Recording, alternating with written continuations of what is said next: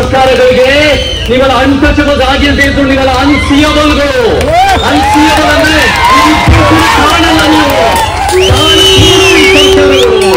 ಮುಖ್ಯಮಂತ್ರಿಯವರೇ, ಶತಮಾನಗಳಿಂದ ಕಲೆನ ಉಳಿಸಿ ಬೆಳೆಸಿರೋರು ನಮ್ಮ ಅಲೆಮಾರಿ ಸಮುದಾಯಗಳು.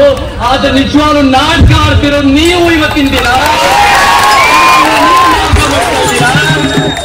ಬಹುಶಃ ನಿಮಗೆ ಇವತ್ತಿನ ದಿನ ಮಲಗಿರೋನ ಎಬ್ಬರಿಸಬಹುದು, ಆದ್ರೆ ನಿದ್ದೆ ಮಾಡ್ತಿರೋ ನಾಟಕನ ಎಬ್ಬರಿಸಕ್ಕಾಗಲ್ಲ ಅನ್ನೋ ಕಾರಣಕ್ಕೆ ಮುಖ್ಯಮಂತ್ರಿಯವರೇ ಇವತ್ತು ಅದನ್ನ ನಮ್ಮ ತೋರಿಸ್ಕೊಡ್ತಾರೆ.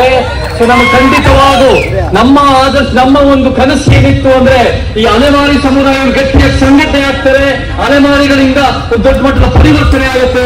ಈ ರಾಜ್ಯ ಸರ್ಕಾರದ ದಬ್ಬಾಳಿಕೆಯ ನೀತಿಗಳಿಂದ ಇವತ್ತು ಗಟ್ಟಿಯಾಗಿ ಸಂಘಟನೆ ಆಗೋ ಸಾಧ್ಯತೆಗಳಿದೆ.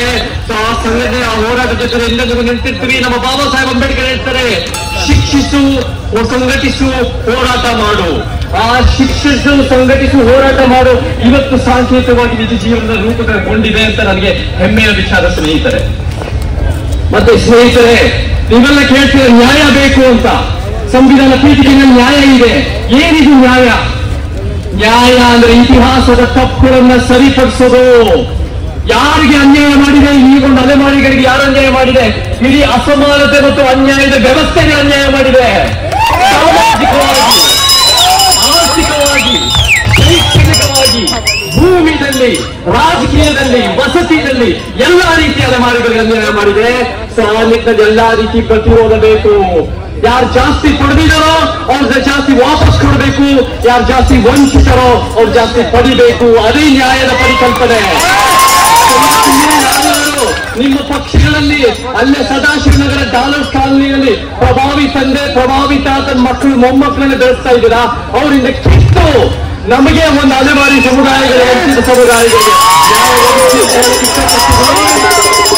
ನಮಗೆ ಬಾಬಾ ಸಾಹೇಬ್ ಅಂಬೇಡ್ಕರ್ ಹೇಳ್ತಾರೆ, ನೀವಿವತ್ತು ನದಿನಲ್ಲಿ ಕೊಚ್ಕೊಳ್ಳೋ ಮಣ್ಣಾಗಬೇಡಿ, ನದಿಯ ದಿಕ್ಕು ಬದಲಾಯಿಸೋ ಬಂಡೆಗಳಾಗಿ ಅಲೆಮಾರಿ ಸಮುದಾಯಗಳು ಆ ವಿಧವಾದ ಬಂಡೆಗಳಾಗಿ ನಿಂತಿದ್ದೀರಾ.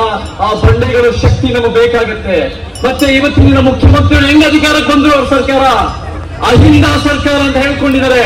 ಅಲ್ಪಸಂಖ್ಯಾತರ, ಹಿಂದುಳಿದ ದಲಿತರಿಗೆ ನಾವು ನ್ಯಾಯ ಒದಗಿಸ್ತೀವಿ ಅಹಿಂದ ಅಂತ. ಅಹಿಂದದಲ್ಲಿ ಆದಿವಾಸಿಗಳು, ಅಲೆಮಾರಿಗಳು ಇಲ್ವಾ ಮುಖ್ಯಮಂತ್ರಿಯವರೇ? ಅಲೆಮಾರಿಗಳ ಕಷ್ಟಗಳ ಬಗ್ಗೆ ನಿಮ್ಮ ಕೇಳಿಸಲ್ವಾ? ಯಾರ ಪರವಾಗಿದ್ದೀರಾ? ಅಹಿಂದ ನಿಮ್ಮ ಸ್ವಜಾತಿ ಪರವಾಗಿದ್ದೀರಾ? ನಿಮ್ಮ ಒಂದು ಕುರ್ಚಿ ಉಳಿಸ್ಕೊಳ್ಳೋಕ್ಕೋಸ್ಕರ ಇದ್ದೀರಾ? ಈ ಅಹಿಂದ ನಮಗೆ ಯಾವತ್ತೂ ನ್ಯಾಯ ಒದಗಿಸಿಲ್ಲ. ನಮಗೇನ್ ಬೇಕು ಅಂದ್ರೆ ನಮಗೆ ದಮನಿತ ಅನ್ನೋದು ಬೇಕು. ದಲಿತರು, ಎಂಬಿಸಿಗಳು, ನೋಮ್ಯಾಡ್ ಅಂದ್ರೆ ಅಲೆಮಾರಿಗಳು, ಟ್ರೈಬಲ್ ಅಂದ್ರೆ ಆದಿವಾಸಿ, ಮತ್ತೆ ಅಲ್ಪಸಂಖ್ಯಾತ, ಈ ದಮನಿತ ಸಮುದಾಯಗಳಿಗೆ ನಮ್ಗೆ ನ್ಯಾಯ ಬೇಕಾಗುತ್ತೆ ಸ್ನೇಹಿತರೆ. ಮತ್ತೆ ನಾವು ಕೇಳ್ಕೊಳ್ಳಿ, ನಾವು ನೋಡಿ ಇವತ್ತಿನ ಎಷ್ಟು ಮೀಡಿಯಾ ಕ್ಯಾಮರಾಗಳು ಬಂದಿದೆ. ಇವೆಲ್ಲ ಎಷ್ಟು ಸಾವಿರಾರು ಜನ ಬಂದಿದ್ದೀರಾ, ರಾಜ್ಯ ಮಟ್ಟದಲ್ಲಿ ಮೂಲೆಯಿಂದ ಬಂದಿದ್ದೀರಾ. ಬಂದಿರೋದೇ ಒಂದು 3 ಕ್ಯಾಮರಾಗಳು. ನಾವು ನೋಡಿದೀವಿ ಬೇರೆ ಬೇರೆ ಹೋರಾಟಗಳು, ಪ್ರಭಾವಿ ಸಮುದಾಯಗಳು, ಮೀಸಲಾತಿ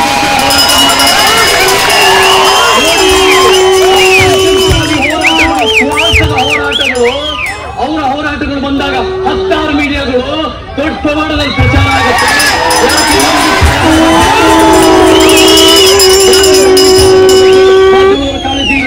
ನಾವೆಲ್ಲ ನೆಟ್ಟಿಗೆ ನಾವೆಲ್ಲ ಇವತ್ತಿನ ದಿನ 21ನೇ ಶತಮಾನದಲ್ಲಿ ನಾವೆಲ್ಲ ನಡೆದಾಡುವ ಮಾಧ್ಯಮಗಳೇ ಸೋಷಿಯಲ್ ಮೀಡಿಯಾನ ಗಟ್ಟಿಯಾಗಿ ಬಳಸಿ, ಸೋಷಿಯಲ್ ಮೀಡಿಯಾ ಮುಖಾಂತರ ನೀವು ನಿಜವಾದ ಸತ್ಯಗಳಿಡಿ. ನಾವು ಕರ್ನಾಟಕ ಜನತೆಗೆ ಜಾಗೃತಿ ಮೂಡಿಸ್ತಾ ನಮ್ಮ ಹೋರಾಟನ ಗಟ್ಟಿಗೊಳಿಸ್ತಾ ನಾವು ನ್ಯಾಯ ಒದಗಿಸೋಣ ಅಂತ ಹೇಳಕ್ ಇಷ್ಟಪಡ್ತೀನಿ. ಮತ್ತೆ ಮುಖ್ಯವಾಗಿ ಈ ಹೋರಾಟ ಇವಾಗ 23 ದಿನದಿಂದ ನೀವೆಲ್ಲ ಗಟ್ಟಿಯಾಗಿ ಮಾಡ್ತಾ ಇದ್ದೀರಾ. ಬಹುಶಃ ದಶಕಗಳ ಕಾಲ ನಡೀತಾ ಇರೋ ಹೋರಾಟ ಇದು. 35 ವರ್ಷದ ಒಳ ಮೀಸಲಾತಿ ಹೋರಾಟ ಎಲ್ಲರಿಗೂ ಗೊತ್ತಿದೆ. ನಾವು ಕೇಳ್ಕೊಡಿ, ನಮ್ಗೆ ಸರಿ ಬಂದಾಗ ಇದೇ ಫ್ರೀಡಂ ಪಾರ್ಕ್ ನಲ್ಲಿ ಹೋರಾಟ ಬಂದಾಗ ಒಂದೊಂದು ಪಕ್ಷದವರು ಬಂದ್ರು ಅನ್ನೋ ಕಾರಣಕ್ಕೆ ವಿರೋಧ ಬಂತು. ಇವತ್ತು ಅಲೆಮಾರಿಗಳಿಗೆ ಯಾವ ಒಂದು ಪಕ್ಷಗಳೆಲ್ಲ ವಿರೋಧ, ಇಡೀ ಸಿಸ್ಟಮೇ ವಿರೋಧ. ಕಾಂಗ್ರೆಸ್ ಜೆಡಿಎಸ್ ಆಗಿರ್ಬೋದು, ಹಿಂದುತ್ವವಾದಿ ಬಿಜೆಪಿ ಆಗಿರ್ಬೋದು, ಎಡಪಂಥಿ ಕಮ್ಯುನಿಸ್ಟ್ ಆಗಿರ್ಬೋದು, ಯಾರು ನ್ಯಾಯ ಒದಗಿಸಿಲ್ಲ. ಯಾರಾದ್ರೂ ನ್ಯಾಯ ಒದಗಿಸ್ತಾರೆ ಅಂದ್ರೆ ನಮ್ಮ ಸಮಾನತವಾದ ಸತ್ಯ ಪಂಥ ಮಾತ್ರ ಅದನ್ನ ನ್ಯಾಯ ಒದಗಿಸುವ ಸಾಧ್ಯತೆ ಇದೆ. ಪರಿಹಾರ ಬೇಕು ಅಂತ ಸ್ನೇಹಿತರೆ, ನಾವು ಅಧಿಕಾರಕ್ಕೂ ನಾವು ಒಂದ್ ರೀತಿ ನಾವು ಕುರ್ಚಿ ಅಲ್ಲಾಡ್ಸೋರಾಗಬೇಕು, ನಾವು ಕಾನೂನು ರೂಪಿಸೋರಾಗಬೇಕು, ನಾವು ನೀತಿ ಯೋಜನೆ ರೂಪಿಸೋರಾಗಿರ್ಬೇಕು.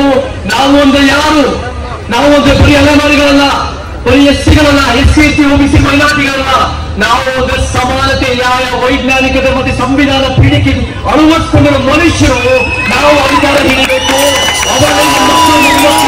ನಮಗಾಗಿರೋ ಅನ್ಯಾಯಗಳಾಗುವುದನ್ನು ನಾವು ನೋಡ್ಕೋಬಹುದು ಅಂತ ನಾನು ಹೇಳಕ್ ಇಷ್ಟಪಡ್ತೀನಿ. ಕೊನೆಯದಾಗಿ ಒಂದು ಹೇಳ್ತೀನಿ, ನಿಜವಾದ ಧೈರ್ಯ ಅನ್ನೋದು ಇವತ್ತು ಕಾಣ್ತಾ ಇದೆ. ಏನಿದು ಧೈರ್ಯ, ಏನಿದು ಇಳುವರಿಗಾರಿಕೆ? ನಾವು ಧೈರ್ಯ ಅನ್ನೋದು ಎಷ್ಟು ಜಿಮ್ಗೆ ವೇಟ್ ಎತ್ತದ ಧೈರ್ಯ ಬರಲ್ಲ, ನಮ್ಮ ಆಹಾರ ಪದ್ಧತಿಗಳ ಧೈರ್ಯ ಬರಲ್ಲ, ಎಷ್ಟು ಗಟ್ಟಿಯ ಗೋಷ್ಠಿ ಕುಂತಿನ ಧೈರ್ಯ ಬರಲ್ಲ. ಅನ್ಯಾಯದ ವಿರುದ್ಧ ಸತ್ಯ ನುಡಿಯೋದೇ ನಿಜವಾದ ಧೈರ್ಯ.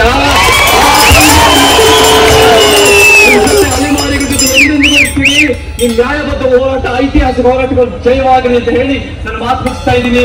ಎಲ್ಲರಿಗೂ ಜೈ ಕರ್ನಾಟಕ.